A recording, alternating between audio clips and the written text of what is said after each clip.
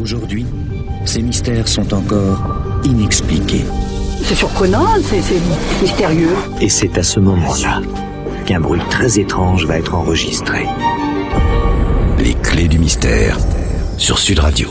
Lorsque la douleur de l'absence est malgré tous les efforts toujours présente, on peut être tenté de partir à la recherche du disparu, devenu esprit. Esprit, es-tu là ?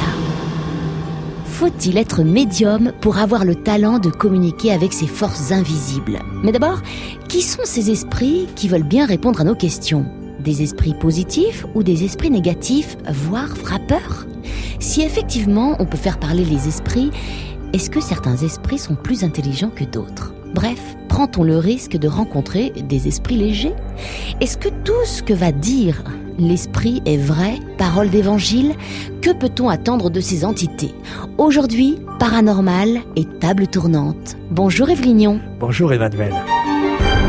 Alors on est bien d'accord, Yves, on parle bien des esprits, on parle bien des morts. Eh bien non Emmanuel, nous ne sommes pas d'accord. Nous parlons d'un phénomène extrêmement bizarre, oui, extrêmement dérangeant, et tout ce que nous pouvons ajouter, c'est que certaines personnes, en toute sincérité, du fond d'elles-mêmes, croient que ce phénomène est provoqué par les esprits des morts. Bien sûr. Mais nous regardons seulement le phénomène. Nous regardons la table qui bouge. Si quelqu'un nous dit « la table bouge », parce qu'un mort, parce que l'oncle Aristide veut s'exprimer, c'est de la responsabilité de ce quelqu'un. Nous, ce qui nous intéresse, c'est le fait que cette table bouge et qu'elle ne devrait pas bouger, qu'elle ne se comporte pas comme une table honnête. C'est ça. Elle est mystérieuse. Elle est mystérieuse. C'est paranormal. Ah oui, c'est paranormal dans la mesure où on constate et où on n'a pas d'explication. Mais il faut bien faire la distinction entre la table qui bouge et le fait de dire la table bouge parce que les esprits des morts se manifestent. Voilà, on peut y attribuer ou pas l'esprit des morts. Mais elle bouge de toute façon. Mais de toute façon, elle bouge, ça c'est une certitude. Alors qu'est-ce qu'on peut en dire du coup ? Eh ben, on peut en dire que c'est une longue histoire. D'abord que tout le monde connaît la table tournante. Enfin, je pense que tout le monde en a entendu parler.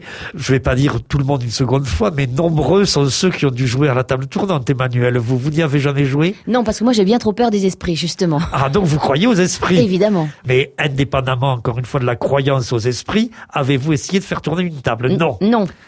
Bon. Eh ben, écoutez, vous êtes un cas à part. Ah bon ? Parce qu'en général, dans les lycées, dans les dortoirs, si j'en crois ce que m'ont rapporté bon nombre de professeurs, qui m'ont d'ailleurs quelquefois demandé d'intervenir, eh bien, à défaut de faire tourner les tables, on fait tourner les verres. Vous avez entendu aussi parler de ça. Oui, mais c'est un petit peu pareil, c'est la séance de spiritisme. C'est à peu près le même phénomène, c'est ce qu'on appelle une séance de spiritisme, parce que ça renvoie à une religion. Une religion qui s'appelle le spiritisme. Et pour cette religion, la séance de table tournante, c'est à peu près l'équivalent de la messe pour les catholiques, vous voyez. C'est quelque chose d'important. Or, à l'heure actuelle, cette religion a pratiquement disparu. Du moins en France. Par contre, au Brésil, elle compte des millions de pratiquants. Et donc en France, il ne nous reste plus que le souvenir de la table tournante. Mais quand nous jouons à faire, enfin je dis jouer entre guillemets, parce que c'est vrai que ça peut être impressionnant. Quand nous jouons à la table tournante, nous sommes un peu dans la situation d'enfants qui s'amuseraient à jouer à la messe. En disant, toi tu vas faire le curé, toi tu vas faire, etc. C'est devenu un jeu, alors que pour certaines personnes, c'est véritablement une cérémonie religieuse.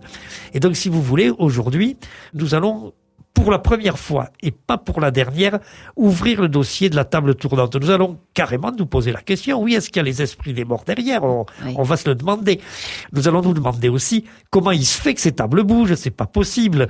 Quand on prend tous les témoignages, les conditions dans lesquelles se passe la séance, et que je vais détailler tout à l'heure, font que la table en mouvement, c'est une incongruité, pour ne pas dire une impossibilité. Et pourtant, elle bouge. Eh ben, c'est de tout cela que nous allons parler aujourd'hui. Alors, est-ce que c'est les esprits, ou est-ce que c'est du magnétisme, ou autre chose encore ? Ou est-ce qu'on la pousse ? Ou est-ce que quelqu'un la pousse ? Ou est-ce qu'on la pousse ? Mais il faut aussi se poser la question de ces termes-là. Oui. Malgré les témoignages, est-ce qu'on la pousse ? Et puis, de toute façon, il ne faut pas s'en tenir simplement au mouvement de la table. Parce que, c'est vrai, moi j'ai assisté à des dizaines, je vais même dire des centaines, ce n'est pas une exagération marseillaise, à des centaines de séances de table tournante. Et quand le mouvement commence à se produire, dans le groupe, la réaction, c'est toi qui pousses, c'est toi qui pousses, c'est toi qui pousses. Oui, c'est ça. Ou tu appuies trop, etc. Or, c'est vrai que c'est un problème, mais ça n'est pas le seul problème. Parce qu'une fois, si j'ose dire, que la mécanique est lancée, quand on commence à communiquer avec les esprits, entre guillemets, on pose des questions et on obtient des réponses. Il y a donc 2 niveaux dans le phénomène, le mouvement de la table et le jeu des questions-réponses. Alors, qui a découvert ce phénomène des tables tournantes? C'est ce qu'on va voir dans un instant avec Yves Lignon. On parle des tables tournantes cet après-midi avec Yves Lignon. Mais alors Yves, comment tout a commencé? Finalement, c'est quoi la genèse de la chose? Bien, nous allons parler de la genèse à l'époque contemporaine. Parce qu'on a divers témoignages et même des documents historiques, je ne donnerai pas de détails, qui montrent que depuis longtemps, les êtres humains ont cherché à communiquer avec les morts. On pensait que la communication était possible et qu'ils ont inventé divers systèmes, que ce soit les Romains de l'Antiquité ou les Chinois de l'Antiquité aussi, divers systèmes ressemblant à la table tournante. Mais nous nous en tenons aux nôtres, les modernes, les contemporaines, et la table tournante est née aux États-Unis, dans la région de New York et dans la maison d'un pasteur. Quelle époque? Eh bien, il y a véritablement 162 ans, à quelques jours près. Ok, 1830 quoi. 1848, le 31 mars. D'accord. S'agissant de table tournante, c'est précis, on se doit d'être précis. Alors, nous sommes dans une petite agglomération, Hydesville, qui est dans la région de New York, donc, dans la maison d'un pasteur, la famille Fox. Et depuis quelque temps, dans cette maison, eh bien, on entend de drôles de bruits. Et ces drôles de bruits, ils n'ont pas l'air accidentels. Ils ont l'air peut-être d'avoir un sens. Vous voyez, ça cogne, ça tape. Mais on n'a pas l'impression que ça cogne ou ça tape n'importe comment, comme un peu un volet qui est décroché par le vent. Ça claque une fois, ça claque 2 ou 3 fois de suite et puis ça s'arrête. Non, là, c'est drôle. C'est drôle. Et ça amuse beaucoup 2 filles de la famille qui sont Maggie, qui a 12 ans, et Kate, qui a 10 ans. Et au point que ce soir du 31 mars 1848, voilà les 2 gamines qui s'adressent au bruit. Et qui lui disent, qui commencent à l'appeler Pied Fourchu. Pied Fourchu? Oui, c'est le nom qu'elles donnent au bruit. Et qui claquent dans leurs mains en disant Pied Fourchu, fais-en autant.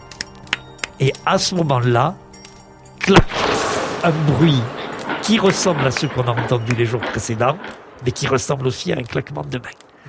Alors il y a un jeu qui commence tout de suite. Pied Fourchu recommence, clac, clac, et ainsi de suite. La maman Fox arrive. Et ces 2 filles lui disent, regarde maman, nous sommes en train de dialoguer avec Pied Fourchu. Bon, imaginez l'épouse d'un pasteur dans l'Amérique puritaine il y a 1 siècle et demi. Et bon, allez, on va siffler la fin de la récréation. Et la maman Fox dit, si ce Pied Fourchu là, est si fort, quoi, vous lui dites de claquer des mains, il les claque. Si ce Pied Fourchu est si fort, on va lui poser quelques questions. Elle lui demande combien elle a d'enfants, quel est l'âge de chacun.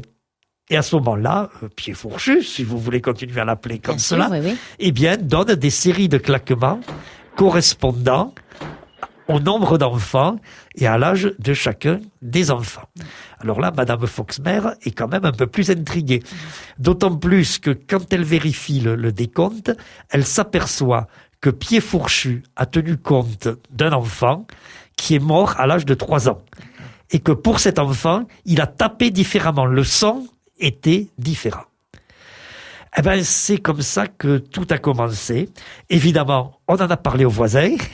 Les voisins sont venus entendre Pied Fourchu, lui ont posé des questions, se sont estimés convaincus. Et puis, petit à petit, on est arrivé à dire, mais pourquoi faire un claquement comme ça, comme un claquement de main dans les murs? Pourquoi, par exemple, ne donnerait-il pas un coup dans la table? Et puis, pour donner le coup, pourquoi ne ferait-il pas bouger la table, ce Pied Fourchu? Et petit à petit, tout s'est mis en place. On a commencé par se rassembler autour d'un guéridon et on a dialogué avec Pied Fourchu par l'intermédiaire du guéridon. Alors, évidemment, vous vous doutez sans doute qu'on lui a posé des questions. Là, c'était fini, hein. Les enfants n'avaient plus droit à la parole. C'était devenu une affaire d'adultes. On avait mis au point un moyen de communiquer avec Pied Fourchu. On allait utiliser ce moyen de communiquer. Et la première question qu'on allait lui poser, Pied Fourchu, qui es-tu? Raconte-nous ton histoire. Paranormal, phénomènes étranges, histoires fantastiques, les clés du mystère, sur Sud Radio. Nous sommes en 1848, nous sommes à New York, dans la famille Fox. Un bruit, étonnant autant que récurrent, amuse les 2 petites filles de la maison, qui l'appellent Pied Fourchu. L'affaire, au final, est prise au sérieux par les adultes qui s'emparent du problème et qui, Yves Lignon, veulent savoir qui il est. Qui est ce Pied Fourchu? Oui. Donc on a réussi à établir le dialogue avec Pied Fourchu. On parle par l'intermédiaire d'une table tournante. C'est la première table tournante de l'histoire. Mais ce Pied Fourchu, jusqu'à présent, ça n'est qu'une entité. On ne sait pas qui c'est. Et alors, c'est là qu'un jour, un voisin, et un jour est très proche, nous sommes dans la première quinzaine du mois d'avril 1848, un voisin dit « Qui es-tu, Pied Fourchu ?» Et via le guéridon tapant, Pied Fourchu répond « Je suis l'esprit d'un mort ». Ok, il parlait avec les lettres de l'alphabet? Oui, un coup pour A, etc. Et on avait tout l'entourage, le voisinage de la famille Fox avait imaginé le système. Et Pied Fourchu répond « Je suis l'esprit d'un mort ». Qu'est-ce que vous feriez, vous, Emmanuel? Vous êtes sur une table tournante, voilà, et on dit « Tap, tap, tap, qui es-tu? Je suis l'esprit d'un mort ». Vous partez en courant. Oui, c'est vrai. Eh bien, les Américains ont un caractère plus solide. Oui. Et donc, quand il a eu dit « Je suis l'esprit d'un mort », on lui a demandé « Raconte-nous ton histoire ». Et quel est ton prénom? Raconte-nous ton histoire. Ton prénom, ça c'est maintenant. On veut absolument contrôler l'identité des gens. Il a dit « Je suis l'esprit, raconte-nous ton histoire ». Oui.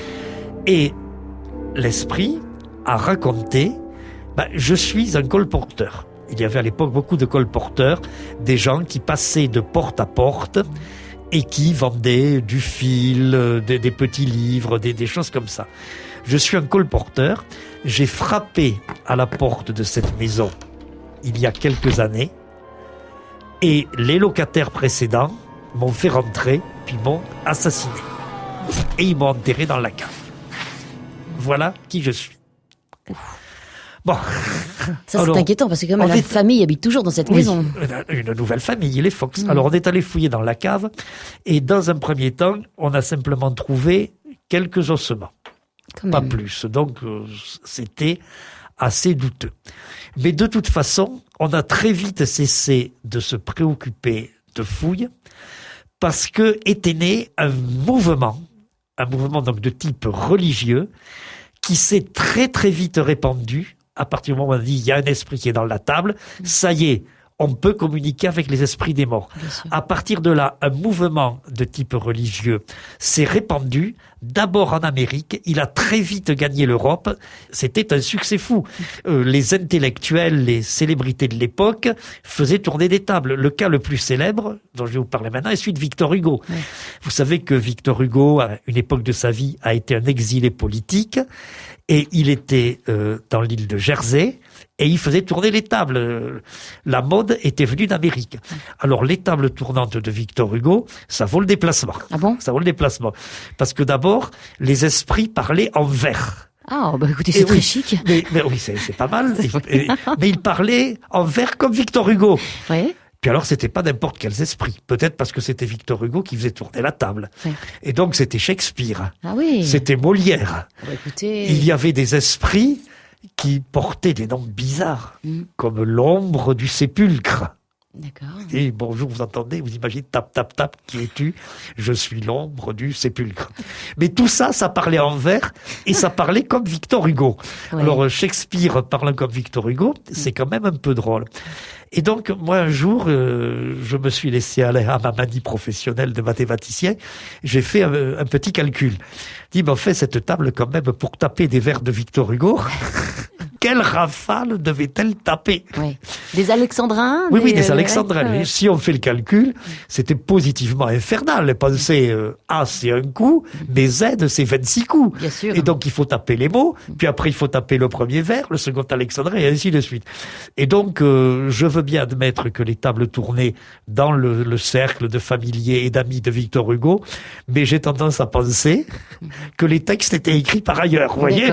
Parce que s'il avait fallu noter ce que la table disait, non, c'était pas possible. Et alors, bien entendu, si les textes étaient écrits par ailleurs, il n'y a peut-être rien d'étonnant à ce qu'il ressemble à du Victor Hugo. Forcément. Suivez mon regard. Évidemment. Bon, toujours est-il que donc ce mouvement né en Amérique, dans cette petite ville près de New York, grâce à des gamines qui parlaient à pied fourchu, a gagné la France, l'Europe.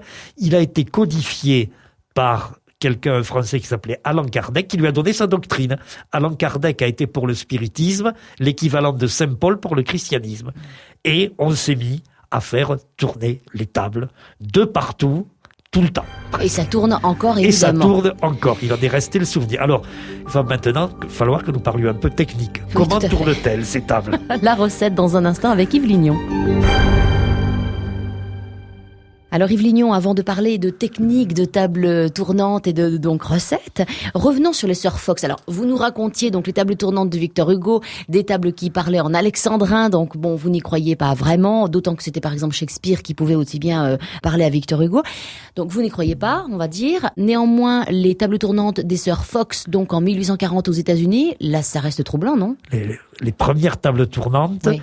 Et la table qui dit « Je suis l'esprit d'un mort, d'un colporteur qui a été assassiné dans cette maison. » Voilà. Et effectivement, on y retrouve des ossements humains. On trouve des ossements, mais ça prouve rien. Ça pourrait être des os de mouton. Hein. Ah, on n'a jamais prouvé que c'était bien des humains. Attendez, sur le moment, quand Pied Fourchu a dit « Je suis l'esprit d'un colporteur », etc., on a fouillé, on a trouvé des ossements. Et puis, l'affaire s'est compliquée par le fait que Maggie et Kate, donc les deux petites filles Fox, oui, arrivés à l'âge adulte, on commençait à dire, nous avons peut-être triché, on l'a peut-être un peu aidé, Pied Fourchu. Puis après, elles ont démenti. Oui. Mais toujours est-il qu'elles sont mortes relativement jeunes, elles avaient aux alentours de 50 ans, elles se montent à 1 an de distance, les dates sont importantes, en 1892 et 1893. Oui. Et que 10 ans après leur mort, on a refait des fouilles. Plus poussées. Et là, on a trouvé l'espèce de boîte métallique que transportent les colporteurs, là où ils mettent leur petit matériel. Et donc, effectivement, c'était bien la preuve qu'un meurtre avait eu lieu dans cette maison, puisque si vous enterrez le matériel de quelqu'un, c'est bien que vous voulez cacher quelque chose. Hein. Et donc, on a trouvé cette boîte si typique des colporteurs, cette boîte moitié en bois avec un couvercle demi-cylindrique métallique, cette boîte qu'ils portaient en bandoulière et dans laquelle ils avaient tout le petit matériel avec lequel ils gagnaient leur vie. Donc, on a trouvé ça dans le sous-sol de la maison Fox, alors que Pied Fourchu avait dit « Je suis l'esprit d'un colporteur qui a été assassiné ici ». Par conséquent, on ne peut pas ne pas y croire. C'est pas, une fois de plus, Emmanuel, un terme de croyance. Ouais.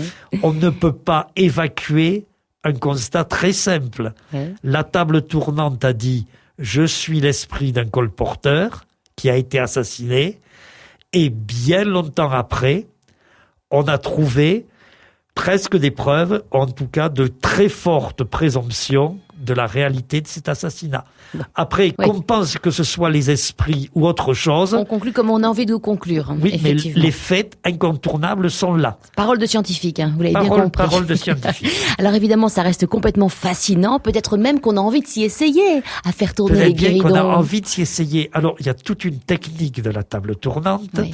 C'est la technique qui est proposée par le mouvement spirit. N'oubliez pas que pour les gens qui adhèrent à leur religion spirite, la séance de table tournante, c'est une cérémonie. Donc, comme dans toute cérémonie, il y a des règles. Alors. Et nous utilisons ces règles pour nous amuser. Alors, est-ce qu'on va utiliser la table elle-même? Le système primitif. Eh bien, ça paraît embêtant. Parce que on sait comment se déroule ce qui pour nous est un jeu. Esprit, es-tu là? Un coup pour oui, 2 coups pour non. La table oscille. Oui. Et tape un coup. Ouais. Bon, il faut pas taper non d'abord. Oui, bien sûr, évidemment. Puis ensuite, esprit, dis-nous ton nom. 1 coup pour A, 2 coups pour B, 3 coups pour C. Etc. 26 coups pour Z. Vous imaginez qu'il y a un jour des gens qui sont tombés sur un esprit qui s'appelait Zéphirin et qui était bègue. 3 heures après, ils savaient que l'esprit était là, mais ils ne connaissaient pas encore son nom. Ils ont capitulé. Non, mais ça, c'est une farce. C'est une farce. Mais pour dire, bien sûr, c'est une farce. Ouais. Mais pour essayer de faire comprendre à nos auditeurs que la table tournante, on peut essayer. J'en parlerai peut-être. Ouais. Mais c'est pas le moyen le plus pratique si on veut observer un phénomène. Le moyen le plus pratique, c'est ce que les spirites appellent le Ouija et que nous appelons, nous, souvent, le verre retourné. Alors, c'est la recette du verre retourné que je vais vous donner tout à l'heure. Le verre retourné ou le Ouija, c'est à suivre avec Yves Lignon dans un instant. Sud Radio, les clés du mystère. Des histoires fascinantes, c'est tous les après-midi et vous le savez très très bien entre 13h30 et 14h30 avec Yves Lignon. Une histoire fascinante évidemment, c'est celle des tables tournantes, c'est l'histoire d'aujourd'hui, ou même des verres retournés. Oui, alors le verre retourné, c'est une adaptation de la table tournante, mais c'est beaucoup plus pratique. Donc, le principe, un verre à pied, de préférence à pied. Oui, en cristal, pas en cristal. Non, un verre. On n'est pas obligé d'être très chic. Parce qu'il y a une base dont la surface est assez importante et les pièces d'un jeu de Scrabble ou bien des morceaux de carton portant les lettres de l'alphabet. Si on veut fignoler, on peut prévoir un carton qui porte oui, un carton qui porte non. D'accord. Si on veut, on peut prévoir des cartons qui portent les chiffres de 1 à 10. Tout dépendra évidemment de la réponse qu'on attend. Mais évidemment, si on n'a pas des cartons avec les chiffres, et si le verre ou l'esprit doit dire 10, il fera D, I, X. Bien sûr, bon, il peut le faire aussi. L'important, c'est d'avoir au minimum les 26 lettres de l'alphabet. Très bien. Donc, on les dispose en cercle, le verre au milieu, on pose chacun des participants un doigt très légèrement appuyé. Pas besoin d'appuyer énormément, mais il faut toucher. C'est un des problèmes sur lesquels nous reviendrons dans une prochaine émission. Il faut toucher le verre. Et donc, au bout d'un moment, le verre va se mettre en mouvement et va glisser comme ça, on va le voir, toujours garder les doigts, mais les doigts très légèrement posés. Évidemment, il ne s'agit pas justement d'avoir une action sur le mouvement. Non, il ne s'agit pas de le pousser soi-même, disons les choses franchement. Ouais.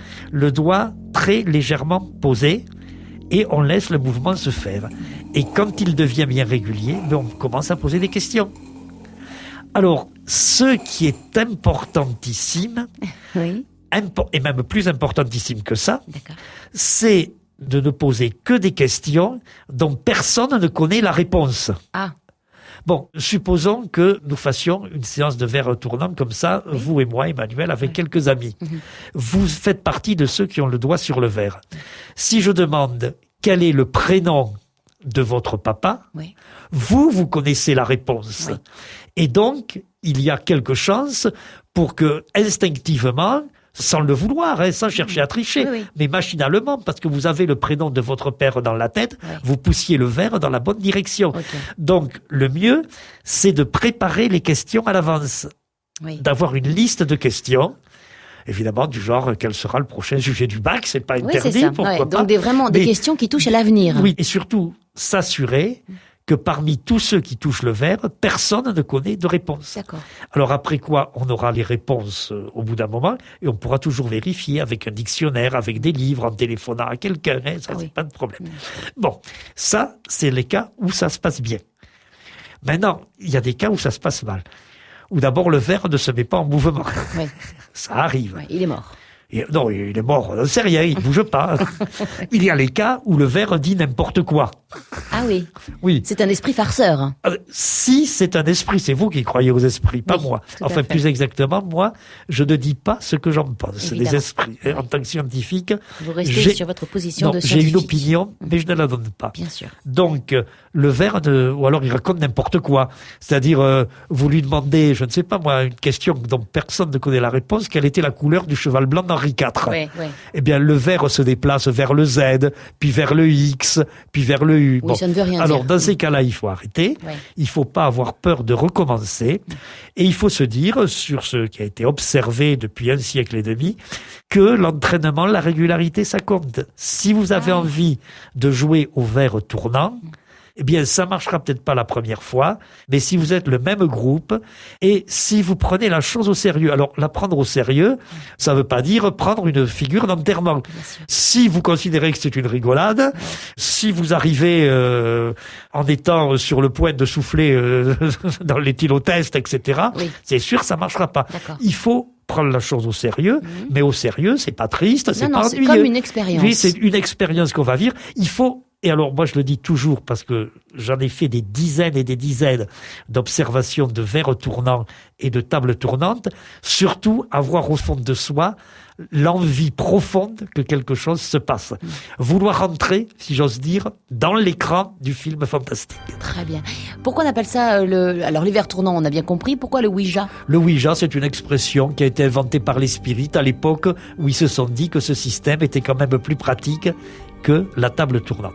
Alors, vous remarquez qu'il y a quand même, là je vous ai donné la technique, comment faire, mais qu'il y a beaucoup de questions qui restent en suspens. Si vous voulez, on va les poser ces questions pour terminer l'émission d'aujourd'hui, mais on n'y répondrait pas forcément. On y reviendra dans d'autres émissions.